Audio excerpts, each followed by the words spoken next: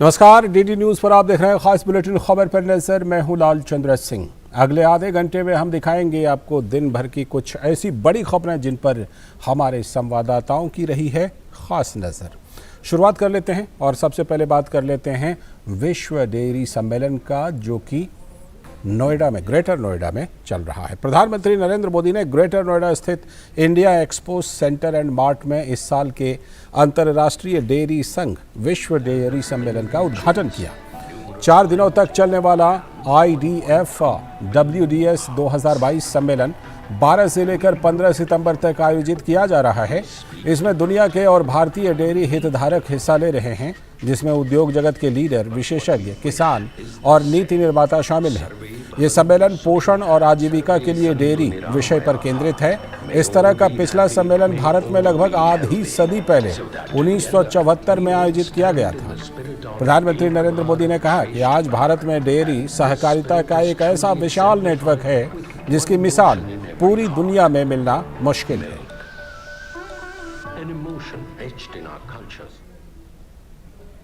भारत के dairy sector की uniqueness आपको अन्य जगह पर शायद ही कभी कहीं मिल जाए।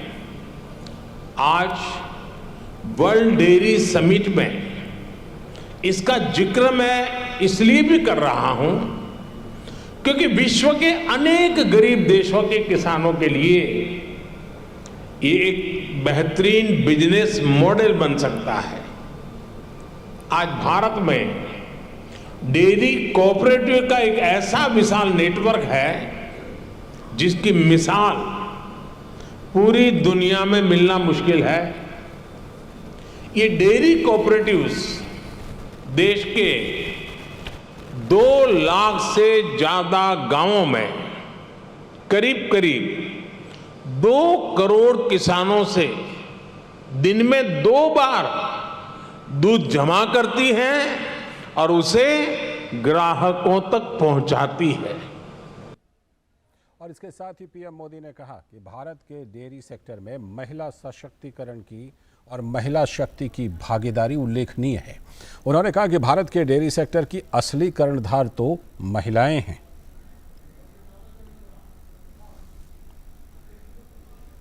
भारत के डेयरी सेक्टर में विमेन पावर 70% वर्कफोर्स का प्रतिनिधित्व करती है। भारत के डेयरी सेक्टर की असली कर्णधार विमेन्स हैं, महिलाएं हैं। इतना ही नहीं, भारत के डेयरी कोऑपरेटिव्स में भी 1/3 से ज्यादा सदस्य महिलाएं ही हैं। आप अंदाजा लगा सकते हैं, भारत में जो डेयरी सेक्टर 8.5 लाख करोड़ रुपए का है, जिसकी वैल्यू धान और गेहूं के कुल प्रोडक्शन से भी ज्यादा है, उसकी ड्राइविंग फोर्स भारत के ग्रामीण क्षेत्र में रहने वाली महिलाएं हैं, हमारी माताएं हैं, हमारी बेटियां हैं। और पीएम मोदी ने अभी हाल ही में बड़ी संख्या में पशुओं में देखी गई लंपी वायरस की बीमारी का भी जिक्र किया और बताया कि विभिन्न राज्य सरकारों के साथ मिलकर केंद्र सरकार इसे नियंत्रित करने की कोशिश कर रही है। पिछले कुछ समय में भारत के अनेक राज्यों में लंपी नाम की बीमारी से पशुधन की क्षति हुई है। विभिन्न राज्य सरकारों के साथ मिलकर केंद्र सरकार इसे कंट्रोल करने की पुरजोश कोशिश कर रही है। हमारे वैज्ञानिकों ने लंपी स्किन डिसीज की स्वदेशी वैक्सीन भी तैयार कर ली है। वैक्सीनेशन के अलावा जांच में तेजी लाकर पशुओं की आवाजाही पर नियंत्रण रखकर उस बीमारी को काबू करने की कोशिश की जा रही है। और इससे पहले प्रधानमंत्री नरेंद्र मोदी ने एक प्रदर्शनी का अवलोकन भी किया, जिसमें दुग्ध उत्पादन और इससे जुड़ी तकनीक का प्रदर्शन किया गया था।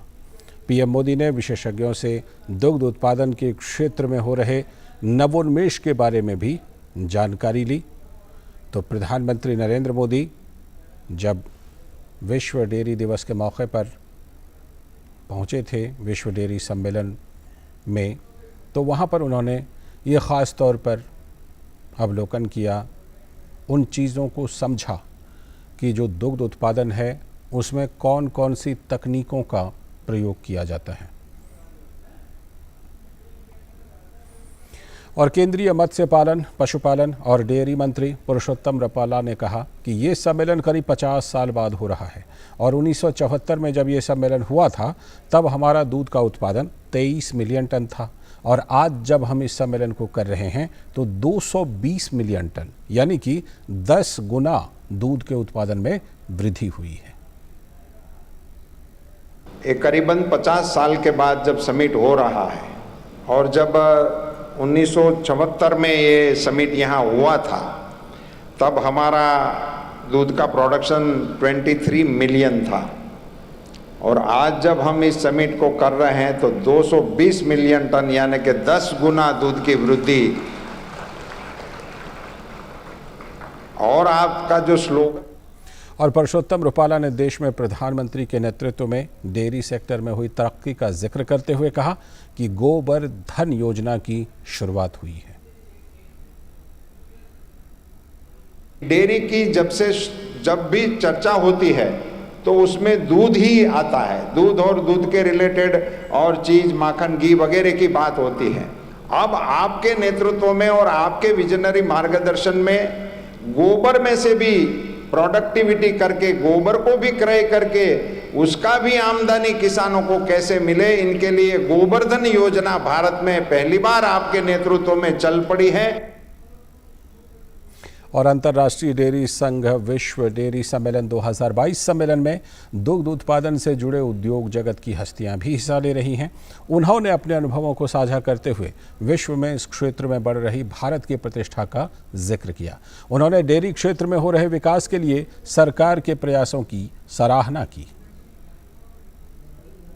दिल्ली से सटे ग्रेटर नोएडा में अंतर्राष्ट्रीय डेयरी समिट में काफ़ी मिल्क प्रोड्यूसर कंपनियां यहां पर हिस्सा ले रही हैं। आज प्रधानमंत्री नरेंद्र मोदी ने भी इस बात की तरफ इंगित किया कि जिस तरीके से इस क्षेत्र के अंदर संभावनाएं हैं, इस क्षेत्र के माध्यम से अभी आर्थिक तौर पे काफ़ी मजबूत हम बड़ी बड़ी कंपनियों को भी बना सकते हैं, लेकिन किसान को ध्यान में रखते हुए और जिस तरीके से सहकारिता के माध्यम से आज दूध के क्षेत्र में लगातार काम हो रहा है, वो भी एक बहुत बड़ा उदाहरण इस सम्मेलन में देखने को मिल रहा है। उत्पादन जो है वो लगातार दूध का बढ़ा है, तो आप मानते हैं कि इसमें सरकार की जो भूमिका रहनी चाहिए उससे काफ़ी मदद मिली है?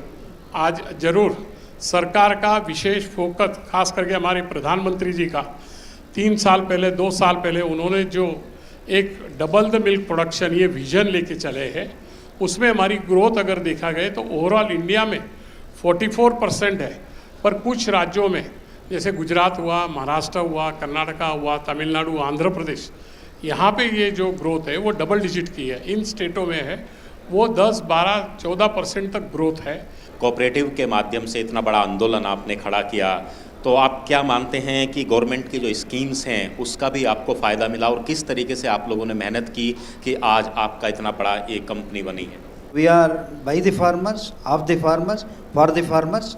Both central government and state government, they have helped Karnataka Milk Federation enormously. आपको लगता है कि सेंट्रल गवर्नमेंट की जो स्कीम्स आई हैं फार्मर्स के लिए, गांवों के लिए, कैटल्स के लिए, आपको लगता है कि उससे जो दूध का उत्पादन है वो काफ़ी बढ़ रहा है? सरकार ने बहुत ही मेहनत की है डेयरी सेक्टर में।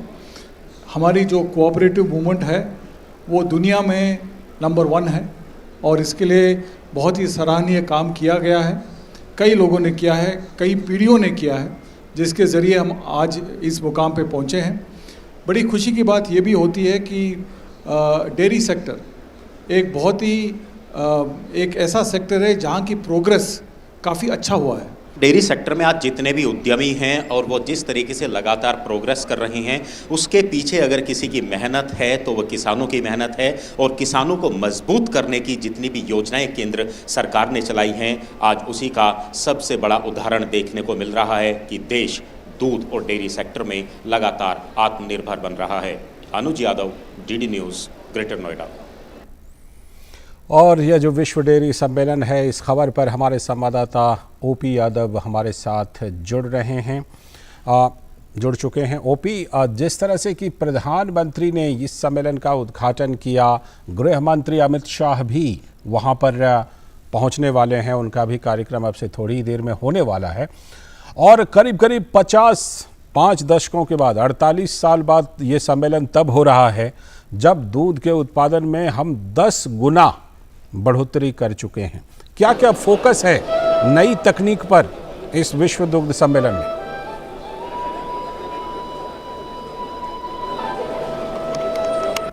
ये जो अंतर्राष्ट्रीय डेयरी समिट हो रही है 2022 international dairy federation international summit, इसका मेन मकसद ये है कि भारत दूध उत्पादन डेयरी सेक्टर में किस तरह भविष्य में उदीयमान राष्ट्र के रूप में पूरी दुनिया के राह में एक उदाहरण बनेगा। इस डेयरी कॉन्फ्रेंस के जरिए वैश्विक जगत को पता चलेगा, क्योंकि भारत दुनिया का न केवल दूध उत्पादन में सबसे बड़ा देश है, बल्कि इससे आत्मनिर्भर भारत बनने का जो संकल्प है पूरी दुनिया के लिए एक संदेश देने का जरिया भी है। यही वजह कि भारत का जो सहकारी मॉडल है इसको पूरी दुनिया को न केवल दिखाया जाएगा, बल्कि विश्व बंधुत्व की जो भावना है उसमें डेयरी सेक्टर में किस तरह सहकारिता के जरिए किसान पशुपालक आत्मनिर्भर बन सकते हैं और आत्मनिर्भर बनने के साथ साथ दूसरे देशों को एक नया संदेश दे सकते हैं, इसका एक प्रतीक बनेगा। यही वजह कि इसमें तकरीबन 1500 से भी अधिक डेलीगेट्स विदेशों से आए हैं, 50 देशों का शिरकत कर रहे हैं और भारत के जितने भी कोऑपरेटिव सेक्टर और निजी डेयरी के सेक्टर से जुड़े स्टॉल्स लगे हुए हैं और डेयरी से जुड़ी जो तकनीक है उससे जुड़े जो नवाचार हैं किस तरह देश और दुनिया को दिखाए जा सकते हैं, उनका भी लाइव प्रदर्शन यहाँ देखने को मिल रहा है। तो निश्चित तौर पर ये एक कॉन्फ्रेंस नहीं है, बल्कि 47 साल बाद भारत के एक अवसर है मेजबानी करने का डेयरी सेक्टर से जुड़े स्टेक होल्डर्स को और अंतर्राष्ट्रीय जो विशेषज्ञ हैं डेयरी से जुड़े स्टेक होल्डर्स हैं उन और देशों को। बिल्कुल ये बहुत ही महत्वपूर्ण है और हम आगे आपसे जुड़ने की कोशिश और करेंगे जब गृह मंत्री अमित शाह वहां पर पहुंचेंगे और उनका कार्यक्रम होगा। फिलहाल आपका बहुत बहुत धन्यवाद ओपी इस खबर पर जोड़ने के लिए। और अब बात कर लेते हैं ज्ञानवापी मामले में आए बड़े फैसले की। वाराणसी के श्रृंगार गौरी ज्ञानवापी मस्जिद मामले में जिला जज अजय कृष्ण विश्वेश की कोर्ट ने सोमवार को यानी आज ही दोपहर बाद बड़ा फैसला सुनाया। कोर्ट ने श्रृंगार गौरी में पूजा के अधिकार की मांग को लेकर दायर याचिका को सुनवाई के योग्य माना है। हिंदू पक्ष की ओर से ज्ञानवापी परिसर में स्थित श्रृंगार गौरी समेत अन्य धार्मिक स्थलों पर नियमित पूजा अर्चना करने की अनुमति दिए जाने की मांग की गई थी, तो वहीं मुस्लिम पक्ष ने कोर्ट में पोषणीय नहीं होने की दलील देते हुए इस केस को खारिज करने की मांग की थी। कोर्ट ने अपने फैसले में कहा है कि सिविल प्रक्रिया संहिता के आदेश 7 नियम 11 के तहत इस मामले में सुनवाई हो सकती है।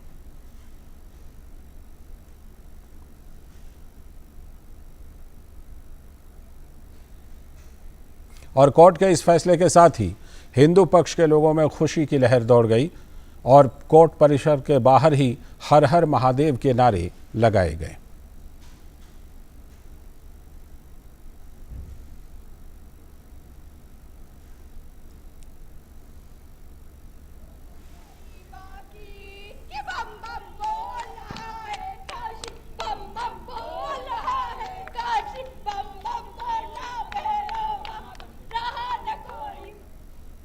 ये वो याचिकाकर्ता महिलाएं हैं जिन्होंने याचिका दी थी और वो खुशी से नृत्य करती हुई।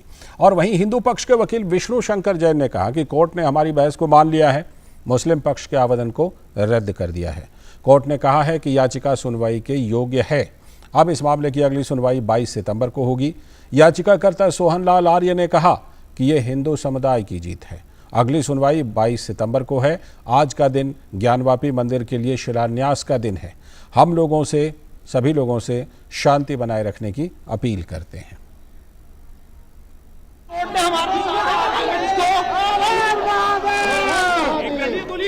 आज कोर्ट ने हमारे सारे आर्गुमेंट्स को मान लिया है।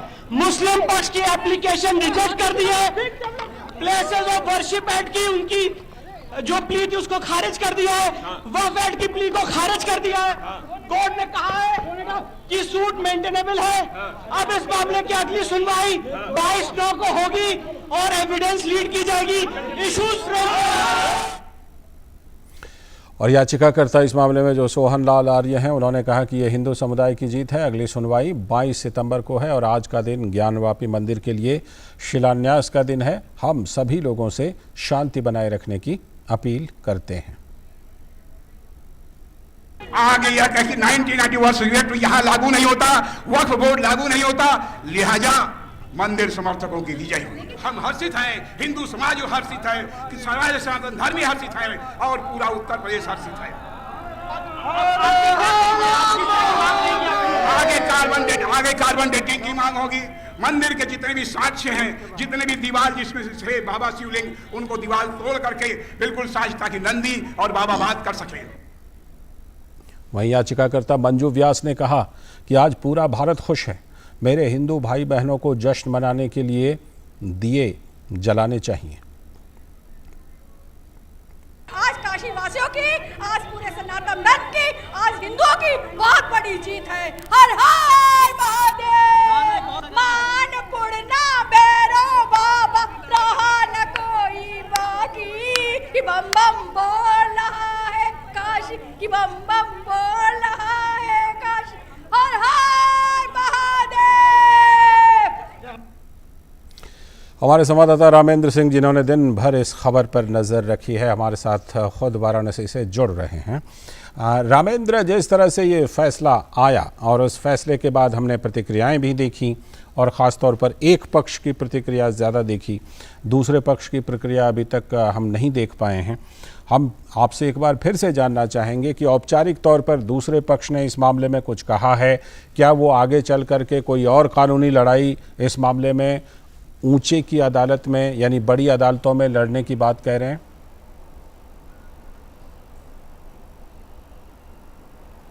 देखिए, कोई बयान तो दूसरे पक्ष का नहीं आया है और मीडिया पर आकर बाइट नहीं दी है, लेकिन ये कहा जा रहा है कि हाई कोर्ट का रुख करेंगे। लेकिन लालचंद जी, हाई कोर्ट के रुख का कोई कारण नहीं बनता है, इसलिए कि सुप्रीम कोर्ट के निर्देश में, सुप्रीम कोर्ट के आलोक में ही ये पूरी सुनवाई की जा रही थी। और ये पूरा मामला जो 1991 में पीवी नरसिम्हा राव की सरकार ने उपासना कानून स्थल बनाया था, उसके इर्द गिर्द है। उसी समय लोगों ने मांग की थी कि जैसे अयोध्या को अलग किया गया है, उसी तरह मथुरा और काशी को भी अलग कर दिया जाए, जिससे सुनवाई हो सके और हिंदुओं के उपासना स्थल पर चर्चा की जा सके। लेकिन वो बंद कर दिया गया पार्ट। तो जो ये अदालत से जो ये निर्णय आया है, ये इस मामले में बहुत महत्वपूर्ण है कि इसने रास्ता खोल दिया है कि ये 7/11 जिसकी बात कर रहे थे कि हमारा उपासना स्थल कानून के तहत या वक्फ संपत्ति के तहत नहीं सुना जा सकता था, तो वो इनका तर्क खारिज कर दिया न्यायालय ने। यानी एक रास्ता साफ कर दिया कि इस पर सुनवाई हो सकती है। और अगले जब 22 सितंबर को अगले सुनवाई शुरू होगी तो कई तथ्य, कई चीजें जो सर्वे हुआ है, जो बाकी कानूनी रूप से तैयारी है, वो किया जाएगा। तो एक रास्ता खुल गया है कि अगर किसी ने धार्मिक संस्कृति को मिटाने के लिए काम किया है तो कानून उसकी सुनवाई करेगा और उस पर देखेगा कि बेसिकली हुआ क्या था और उसमें निर्णय क्या किया जा सकता है। लालचंद जी, रामेंद्र, फैसले को ध्यान में रखते हुए जो शासन प्रशासन है उसने अपनी चाक चौबंद व्यवस्था की थी। अभी तक जो खबर है उसके हिसाब से व्यवस्था उसी तरह की सुरक्षा व्यवस्था कड़ी है।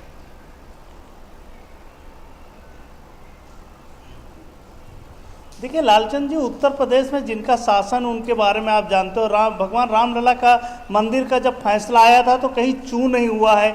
और ये फैसला तो प्रथम सीढ़ी का फैसला है, कोई जजमेंट नहीं है, कोई दूसरे पक्ष को दी नहीं गई प्रॉपर्टी। तो पहली सीढ़ी है, पहला कदम है जहां खड़ा होना है सनातन धर्म के जिन लोगों ने याचिका की थी। तो ये ऐसा कोई इशू अभी नहीं है, कानूनी लड़ाई है, लंबी चलेगी, कानूनी पेचीदगियों से भरी हुई लड़ाई है। तो कानून, हमें लगता नहीं कि उत्तर प्रदेश में किसी प्रकार की अप्रिय स्थिति बनेगी। इसकी संभावना लगभग ना के बराबर है लालचंद जी। और ख़ास तौर पर जिस तरह से अब लोग समझदार हैं और कानून को मानते हैं, कानून के माध्यम से लड़ाई लड़ते हैं, ये एक अच्छी बात है। बहुत बहुत शुक्रिया आपका रामेंद्र, जुड़ने के लिए इस खबर पर और जानकारी देने के लिए।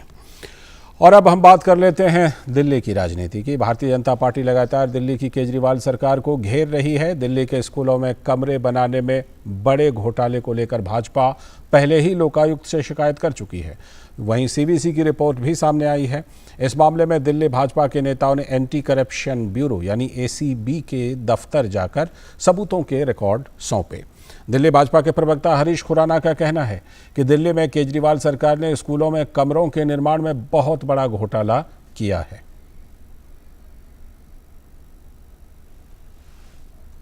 दिल्ली भाजपा के प्रवक्ता हरीश खुराना हमारे साथ है। हरीश, क्या क्या शिकायत की है और ये पूरा मामला है? देखिए, आज से 2 साल पहले हम सबको याद होगा, हम भारतीय जनता पार्टी ने स्कूल के कमरों में घोटाला सामने लेके आए थे। उस वक्त हमने कंप्लेन की थी सीबीसी के अंदर, कंप्लेन की थी एसीबी के अंदर, कंप्लेन की थी हमने लोकायुक्त के अंदर। सीबीसी की कंप्लेन आपके सामने आ चुकी है और उसमें तमाम खामियां पाई गई। लोकायुक्त का जो मामला है वो ऑलरेडी चल रहा है और 20 अक्टूबर की डेट है और चीफ सेक्रेटरी को रेफर कर दी गई है। आज हम एसीबी में आए हैं, मेरे साथ कपिल मिश्रा जी हमारे जो भाजपा नेता हैं और नीलकंठ बख्शी जी, हम तीनों जो हमारी जो कंप्लेन थी उसके ऊपर हमने तमाम जो हमारे पास दस्तावेज हैं वो सबमिट कराने और अपना बयान रिकॉर्ड करवाने आए थे। और हम उम्मीद करते हैं कि जो एक कमरा, घर का कमरा 5 लाख में बन जाता है, वो लगभग जो आज जांच में पता लग रहा है लगभग 35 लाख रुपए में कमरा बन रहा है। तो ये जो लूट है बच्चों के कमरों के नाम पे, बच्चों के शिक्षा के नाम पे जो ये खुली लूट की सरकार कर रही है, उसका हम पर्दाफाश निश्चित तौर पे करेंगे और उम्मीद करेंगे कि जो जांच एजेंसी है जल्द से जल्द इस पे कार्रवाई करते हुए आगे की आज जो आपने सबूत सौंपे हैं इसमें क्या क्या जिक्र किया गया और कुल कितने बड़े घोटाले का आरोप लगा? तमाम जो खामियां हैं जो काफी हद तक सीबीसी में जो हमारी जो कंप्लेन थी सीबीसी में सामने आ चुकी है। एक कमरा, जो घर का कमरा 5 लाख में बन जाता है वो 33 लाख में बना। बहुत सारे टेंडर जो हैं वो ओरल अप्रूवल में बने, 10% से ऊपर अलाउड नहीं है एक्सकेलेशन, वो आपने बिना टेंडर के किया। और जो एक्सकेलेशन कॉस्ट हुई 25 करोड़ की अगर सेक्शन कॉस्ट है, आपने 72 करोड़ का उसको टेंडर कर दिया बिना किसी रीटेंडर के। आपने उसी ठेकेदार को जिस पे पेनल्टी लगनी चाहिए थी, आपने उसके ऊपर पेनल्टी ना लगाते हुए आपने उसको फायदा पहुंचाया। ये तमाम ऐसी चीजें जो दस्तावेज हमारे पास थे वो आज हम सबमिट कराने आए हैं और यही सब जो डॉक्यूमेंट थे उसी सीबीसी की रिपोर्ट में भी थे और सीबीसी की रिपोर्ट हमारी कंप्लेन के आधार पे सीबीसी ने ऑलरेडी उसके ऊपर संज्ञान ले चुके हैं। धन्यवाद। हरीश खुराना बता रहे थे कि किस तरह से आज दिल्ली के एंटी करप्शन ब्यूरो आए थे सबूत देने अपना जो इन्होंने शिकायत की थी 2 साल पहले, जिसकी सीबीसी रिपोर्ट आ चुकी है। दिल्ली में जो स्कूलों में कमरे बने उसमें घोटाला हुआ है, कमरों की जो लागत है वो बहुत बढ़ चढ़कर दिखाई गई और टेंडर प्रक्रिया का पूरी तरह से पालन नहीं किया गया। ये आरोप है बीजेपी नेताओं का और इसको लेकर तमाम डॉक्यूमेंट और सबूत देने anti corruption bureau Delhi BJP के नेता आए थे। कैमरामैन मोहित के साथ शैलेंद्र मिश्र, डीडी न्यूज, दिल्ली। और शैलेंद्र मिश्र ही हमारे साथ जुड़ चुके हैं इस खबर पर। शैलेंद्र, जिस तरह आपने बातचीत की, हमने वो बातचीत सुनी, ऐसा लगता है कि चाहे शराब घोटाला हो या फिर डीटीसी बस घोटाला हो, शिक्षा घोटाला हो, भारतीय जनता पार्टी बिल्कुल लगता है चाक चौबंद होकर के आई है आम आदमी पार्टी और केजरीवाल की सरकार को घेरने के लिए। शैलेंद्र, लालचंद्र, न केवल चाक चौबंद होकर आई है बल्कि हम देख रहे हैं कि नए नए तथ्य जो सामने आ रहे हैं उसको लेकर घेराबंदी भी की जा रही है। जो एंटी करप्शन ब्यूरो जाकर अपना जो आप देखें कि रिकॉर्ड और सबूत दिए गए इस मामले में कि स्कूलों में जो भवन के निर्माण हुए उनमें किस तरह से घोटाला हुआ है। बीजेपी का कहना है कि एक तरफ जहां तमाम स्कूलों को बनाने का वादा करके सरकार आई थी और जब ये पता चल रहा है कि जितने स्कूलों का वादा करके दिल्ली में अरविंद केजरीवाल सरकार आई उससे बहुत कम नाम मात्र के स्कूल बने, वहीं भवनों में जो कमरे बनाए गए हजारों कमरे, उसमें कितना बड़ा घोटाला हुआ है उसको लेकर सीबीसी की रिपोर्ट ने सवाल उठाया है, लोकायुक्त जांच कर रहा है। और ऐसे में अब जो तथ्य नए सामने आते हैं वो बीजेपी के नेता एंटी करप्शन ब्यूरो के सामने रख रहे हैं। और शिक्षा मंत्री दिल्ली के उप मुख्यमंत्री मनीष सिसोदिया है, चाहे आबकारी घोटाला हो उसमें भी मनीष सिसोदिया हम जानते हैं कि सीबीआई ने मुख्य आरोपी बनाया है। अब इस मामले में भी मनीष सिसोदिया और अरविंद केजरीवाल पर दिल्ली बीजेपी के नेता निशाना साध रहे हैं। निश्चित तौर पर हम इस वक्त कह सकते हैं कि चाहे आबकारी नीति का मामला हो या फिर डीटीसी बस खरीद टेंडर का मामला हो या भवनों में, स्कूल भवनों में कमरों के निर्माण का मामला हो, दिल्ली की अरविंद केजरीवाल सरकार घिरी नजर आ रही है। नए नए तथ्य सामने आ रहे हैं। मामले तो कुछ पुराने भी हैं, जैसे कि सीएनजी बस का मामला है, पीडब्ल्यूडी वाला मामला है, लेकिन फिलहाल इन नए मामलों की अगर बात करें तो जैसे आबकारी पर, शराब नीति पर जब भारतीय जनता पार्टी सवाल पूछती थी तो आम आदमी पार्टी शिक्षा नीति पर जवाब देती थी। अब लगता है शिक्षा पर ही भारतीय जनता पार्टी ने घेर लिया है आम आदमी पार्टी को। ये देखिए निश्चित तौर पर, और बीजेपी आम आदमी पार्टी पर इस तरह से निशाना साध रही है कि आप देखिए, आप कहते हैं कि वर्ल्ड क्लास शिक्षा दिल्ली में सरकारी स्कूलों में हुई है, जबकि हालत यह है कि कई विज्ञान के विषयों की पढ़ाई तमाम सारे स्कूलों में नहीं होती। नए शिक्षकों की नियुक्ति पर सवाल उठाते हैं कि कितनी नियुक्ति आप कर पाए। जो सुविधाएं हैं स्कूलों में उस पर एक तरह से देखें कि किस तरह से वो नाकाफी हैं। जो भवन हैं, कई ऐसे भवन हैं जो एक तरह से नाकाफी हैं छात्रों के लिए। और इसके साथ ही साथ अब बीजेपी जो भ्रष्टाचार हुआ है शिक्षा विभाग में जिसका वो दावा कर रही है, उसे जोर शोर से उठा रही है और जनता को बता रही है कि देखिए जिस शिक्षा की ये बात करते हैं उसमें ही घोटाला किया अरविंद केजरीवाल और मनीष सिसोदिया। बिल्कुल, बहुत बहुत शुक्रिया शैलेंद्र। जाहिर सी बात है कि भारतीय जनता पार्टी बख्शने के मूड में तो नहीं है। और इसी के साथ आज के खबर पर नज़र में इतना ही। पूरी टीम को दीजिए अनुमति, लेकिन डीडी न्यूज़ पर खबरों और कार्यक्रमों का सिलसिला लगातार जारी है। नमस्कार।